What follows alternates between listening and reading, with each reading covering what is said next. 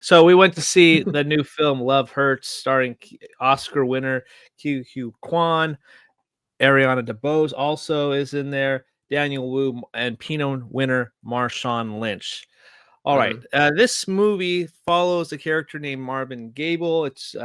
He is a real estate agent, and he's damn happy and damn good about his job. He loves Valentine's Day for some reason. I don't know why this movie, honestly, was around Valentine's Day. It was a good plot device, I guess. But anyway, Marvin Gable, really high on life, really wants to put you in the a house, and it's kind of quirkiness. I think what I was really excited about seeing was what Quan was going to do in this movie, considering he had just won his Oscar for Everything Everywhere All at Once, and I think there was some promise in there. And I'm a fan of his his his older works like the Goonies and Indiana Jones, stuff like that. So it's anytime he's on there, I think it's a very positive story and a character that's like it could be fun.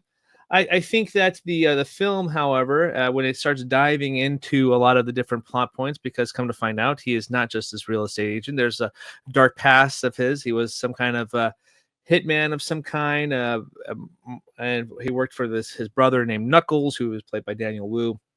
And there's like this love storyline with DeBose there as well, who plays Rose, funny enough. But when it starts diving into that kind of realm, it's really hard to suspend your disbelief to a certain extent to believe that Quan and DeBose are somehow romantically involved in the movie.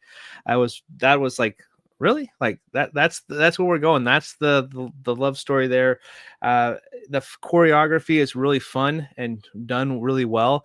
It reminds me of some kind of Atomic Blonde type of choreography. Sometimes there's a lot of cool action fight sequences there.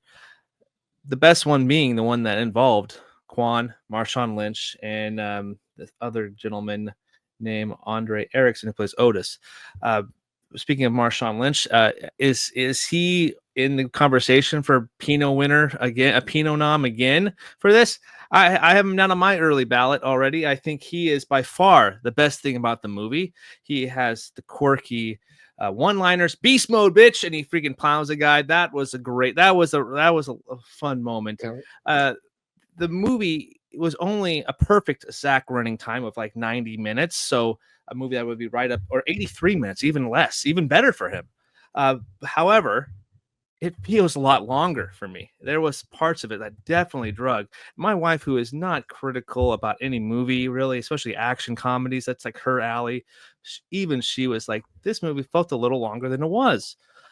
It's still fun at times. It's something I would probably watch again, but maybe with a couple tequilas in me, maybe it'd be fun to kind of put something on and watch Marshawn Lynch tackle a guy. I'm at 2 stars. 2 stars for me. It's one that it was good to be back in the theater, not watching an animated movie with so my first like live action action film on the big screen of 2025. Still fun, had some really good trailers. But yeah, it's Love Hurts. It's a kind of, I wanted it to be a little better, but I'm at 2 stars at the moment.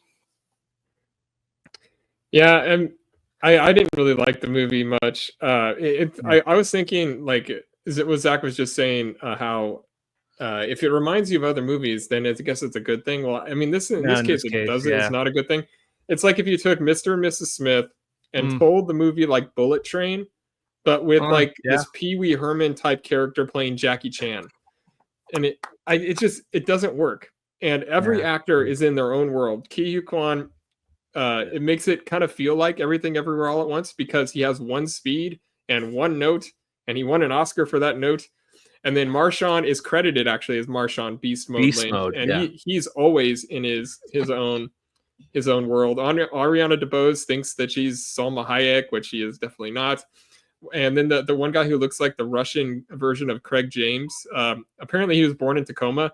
That guy was in his own world. He was like the Yuri Borisov kind of character, and then Sean Astin, of course. What the hell?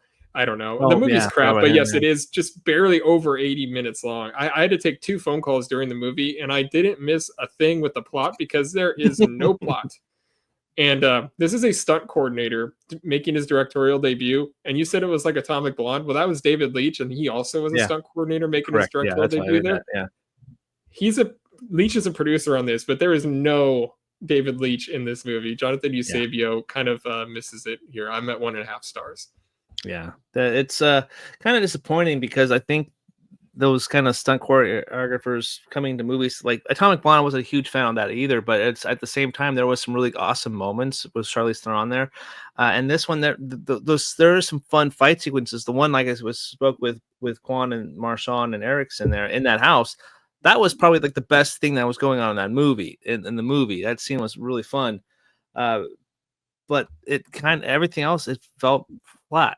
It just didn't pop like I wanted it to. And there's some great comps to those films there too. Yeah, it definitely had those kind of notes in there, and I wanted it to be just a little bit more. And why was Valentine's Day the plot device of this? Why was he so enthralled by Valentine's Day? It's just a gimmick. I don't know. It was. It was a gimmick, and that's exactly right. Yeah, just a gimmick. So unfortunately, we are not even double approved on this. So, yes, not even mediocritized. Yeah, that's a bigger word for me. Yeah, it's a bigger word. Sounds like about what I was expecting to hear from that one. So I might catch it. Birdman. No, not that. Not Birdman. Not Birdman. Love Hurts. That's what we were talking about. Yeah. All right.